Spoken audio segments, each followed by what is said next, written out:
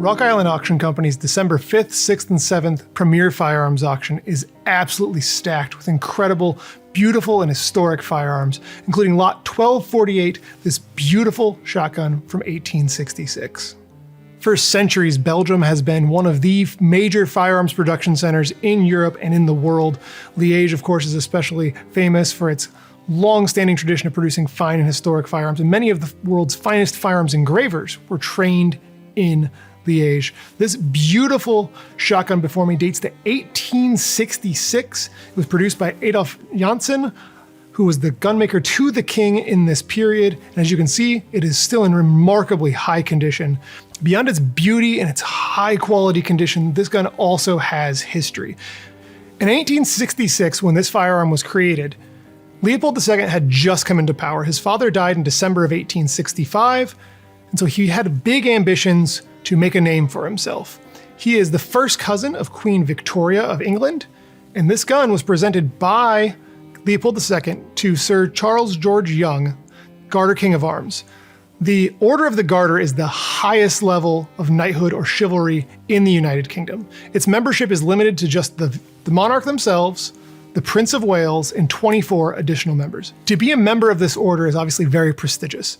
So Queen Victoria sent Young as her plenipotentiary to Belgium to invest King Leopold II into the order. Later in 1866, Young would have also overseen the replacement of Leopold I's coat of arms with those of Leopold II in the Chapel Royal of St. George. We know this beautiful shotgun was presented by King Leopold II to Young based on two things. Here on the bottom of the shotgun itself, we have the royal coat of arms of Leopold II surrounded by the Order of the Garter. Then the case itself also has a golden escutcheon in the case lid that explicitly lists out that the gun is being presented from Leopold II to Young in relation to the Order of the Garter. The shotgun itself is a magnificent work of art. Every time I look at this piece, I'm impressed by the fact that it's from the 1860s and has this level of beautiful game scene engraving on the locks and the action. That's the first thing that my eyes go back to every time. And as you roll it in the light here, you can kind of see the depth this engraving has. I hope that shows up really well on camera because in person it is amazing.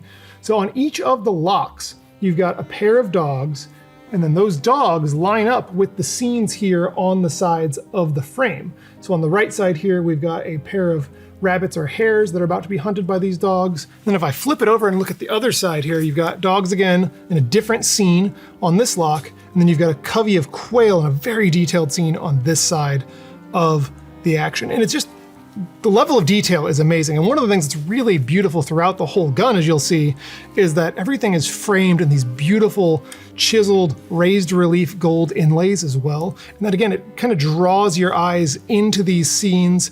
The coat of arms and Order of the Garter on the bottom blends into that detail, but while still standing out. It's just absolutely beautiful work. So you've got a fine, fine level of work throughout the entire piece. And there's all these different finishes. So as you look at the barrels, you've got beautiful Damascus barrels with some nice contrast. The pattern's still really distinct. You've got the bright gold inlaid maker's mark here on the top. You've got gold inlays extending along this case-hardened tang. Locks are also case-hardened, as is the action. But then you get to the lever and the trigger guard, and you've got this vibrant blue background that makes the gold just really, really pop. And the level of finish that is remaining is incredible. I mean, this thing's basically untouched since 1866. If you take a look at the butt blade, you can see what I'm talking about. I mean, look at it's like mirror bright blue finish here, contrasting beautifully with the gold. And the wood also remains in really nice, beautiful condition. So you've got nice, crisp checkering here on the forehand and wrist. And then one of the details I really enjoy on this, you've got these beautiful incised carved leaf engraving here that has incised lines that extend all the way along the border of the butt and then terminate back down here at the toe, where you've got another beautifully incised carved leaf.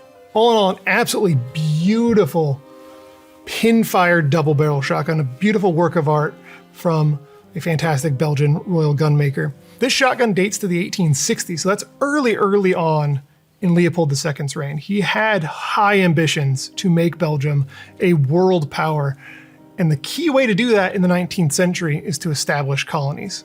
In the late 19th century, you have the scramble for Africa, as all these different European empires are trying to take hold of different patches of land and control them to extract their natural resources.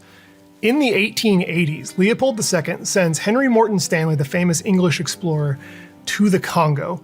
And he basically hatches a plan to make the Congo his own personal property. So the Congo Free State, as he calls it, is his sole property. He is the sole proprietor, as he calls himself, of the Congo Free State.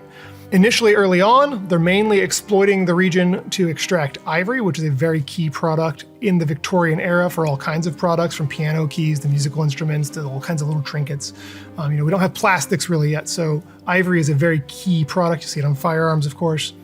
But over time, that shifts into a focus on extracting the region's rubber, which also became incredibly important in the late 19th century and going into the 20th century as we use more and more rubber for a wide variety of industrial products. To do so, he established incredibly brutal policies in the Congo, all while pretending to be a humanitarian. But word got out of the brutality, and that is what Leopold II remains most famous for. Eventually, international opinion turned against Leopold, and he was forced to sell the Free State of Congo to his own government towards the end of his life.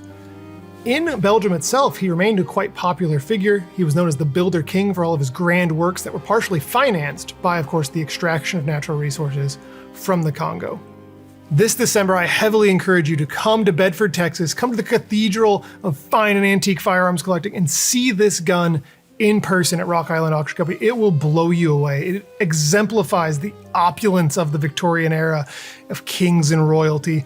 And it's an important piece right at the beginning of Leopold II's reign as the second king of the Belgians, as he is seeking out international power for his country and making important diplomatic ties back to the United Kingdom.